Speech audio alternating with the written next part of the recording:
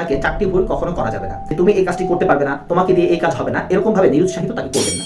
আলহামদুলিল্লাহ, আজকে আমরা কথা বলবো আমাদের যাদের সন্তান রয়েছে কিভাবে আমরা আমাদের সন্তানকে সঠিকভাবে প্রতিপালন করতে পারি, লালন পালন করতে পারি। রাসূল সাল্লাল্লাহু আলাইহি ওয়াসাল্লামের আদর্শ অনুযায়ী যদি আমরাও আমাদের সন্তানদেরকে লালন পালন করতে পারি তাহলে কিন্তু ইনশাআল্লাহ আমাদের সন্তানরাও মানুষের মতো মানুষ হবে। বর্তমানে অনেক বাবা মাদেরই অভিযোগ যে সন্তান আমাদের কথা শোনে না বা সন্তান অবাধ্য হয়ে যাচ্ছে দিন দিন। আসলে এক্ষেত্রে আমাদের বাবা মায়েদের কিন্তু অনেকটা দায় রয়েছে। আমরা আমাদের সন্তানদেরকে উপযুক্ত শিক্ষা বা উপযুক্ত পরিস্থিতিতে তাদেরকে রাখতে পারি না, বা যে কোনো সময় তাদের সাথে ব্যবহারের ক্ষেত্রে আমরা অনেকটা ভুল করে থাকি, যে জন্য সন্তানরা ছোট থেকেই কিন্তু অনেকটা বিগড়ে যায়। সেক্ষেত্রে আপনাকে চারটি ভুল কখনো করা যাবে না। প্রথমত, সন্তানকে কখনো খোঁটা দিয়ে কোনো কথা বলবেন না, কারণ এটা একটি মানুষকে খুবই বাজেভাবে কিন্তু তার উপরে এফেক্ট করে। আপনি যখন আপনার সন্তানকে খোঁটা দিয়ে কথা বলবেন তখন কিন্তু সে আপনাকে পর ভাবতে শুরু করবে।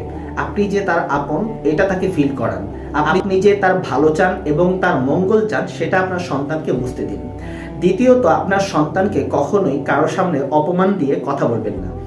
মনে রাখবেন, সে কিন্তু আপনার সন্তান এবং সে কিন্তু আপনাকে শ্রদ্ধার চোখে দেখে এবং বাবা মা হিসেবে আপনাকে অভিভাবক মনে করে। তাই আপনিও যদি অন্যদের মতো তাকে অপমান বা অবজ্ঞা করে কথা বলেন সেটা কিন্তু তার জন্য অনেক হীনমন্যতার কারণ হয়ে দাঁড়াবে। 3 নাম্বার, আপনার সন্তানকে কখনো অনুৎসাহিত করবেন না কোনো কাজে। অর্থাৎ আপনার সন্তান যদি কোনো কাজ করতে চায় বা ভিন্ন কিছু করতে চায় জীবনে, তাহলে তাকে অন্তত উৎসাহ দিন। আর যদি সেই কাজটা খারাপ হয় তাহলে তাকে ভালো মতো বুঝান, কিন্তু কখনোই যে তুমি এই কাজটি করতে পারবে না, তোমাকে দিয়ে এই কাজ হবে না, এরকমভাবে নিরুৎসাহিত তাকে করবেন না। 4 নাম্বার যে কাজটি কখনো করবেন না সেটা হচ্ছে সন্তানকে কখনো বাজে গালি দিবেন না। কারণ আপনি যখন গালি দিচ্ছেন তখন কিন্তু সে আপনার থেকে এই গালিটি শিখে নিচ্ছে এবং সেও কিন্তু এই গালিটিকে বৈধভাবে নিজের মধ্যে আয়ত্ত করে নিচ্ছে এবং ভাবছে যে আমার বাবা মা যখন এই গালিটি আমাকে দিতে পারছে তাহলে মনে হয় এই গালিটি একেবারেই কমন। তাই তখন সেও তার বন্ধুদের আড্ডায় অন্যকে কিন্তু এই গালি দিয়ে সম্বোধন করবে।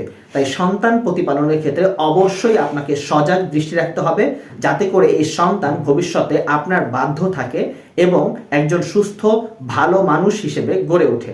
আল্লাহ তাআলা সবাইকে তৌফিক দান করুন, আমিন।